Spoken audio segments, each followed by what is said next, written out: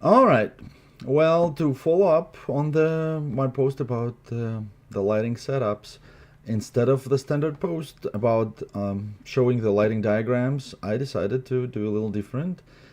And this time we're gonna do just a little video lighting explanation, concentrating on the not on how, even though that will be covered too, but on the why. So here we have an image of Amiah Miller and the makeup and hair provided by the wonderful Jill Clark. I shot it in LA just a few weeks ago, like roughly a month ago. It was shot on location. I was on the top of the mountain, my location was, so I had a really nice view of the sky. And it was west facing, so it was especially good during the sunset times. So I got lucky with the weather. Instead of boring blue sky, I got some cloud coverage, and the sunset provided nice little pink hues for them that matched the pinkish dress that the model had available. Since I was working outside and there was a house, actually another house overlooking the area that I was shooting, I was a little cautious because if you did not know, in LA technically you are required to have a shooting permit for any commercial photography, even if you're shooting on private property.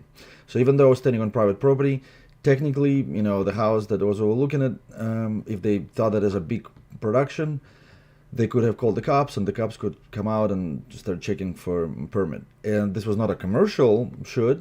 We were not shooting an advertising. It was just shooting portfolio and publicity images. But I didn't want to go into that with cops and trying to prove that this is not a commercial shoot. So I basically tried to keep my equipment and team to a minimum. So when we were outside, it was just me and the model, and then the light stand. I also didn't want to have big equipment for the same reason. I didn't want it to look like a big production. So if somebody were looking at well, they're taking some snapshots. So what I used for this is I actually used my Yongnuo speed light. So a very basic $120 light. No modifiers, no umbrellas, no soft boxes, nothing. This is a bare speedlight. The camera settings that you can see here. So I'm shooting in what was my Canon Mark II, which is a perfectly fine camera. I just have it kind of cleaned up, refurbished every year or whatnot by the Canon specialists. My also inexpensive Tamron 2875. It's around $500 lens. That was one of the first lenses that I bought, and I'm still use it extensively. 63 millimeters, pointing at this kind of, I was squatting in front of the model. 63 millimeters so that there wouldn't be a very strong distortion. I didn't want to shoot too wide, and I couldn't crouch any lower, so I couldn't, do any more telephoto than that. And also, there is, like, down below there, you start seeing trees and whatnot, and I didn't want any trees in the shot. I just wanted to use the sky as the background, just the sky. To do that, I actually got a chair out of the house, and I put a chair on the grass, and I just asked the model to stand on a chair, so she would be kind of towering over me. That just allowed me to get the right angle, just the sky. I didn't have to shoot too wide, so she's standing on a chair right in front of me, looking over my head. The light is positioned slightly above her. You can see in the catch lights where the catch lights are. So that's the catch lights show you the position of the light. You can also see that it's bare light without any modifiers because the shadows that are produced are very strong. So you can see the eyelash shadows there are very strong. So it's a clearly very hard and not soft light source.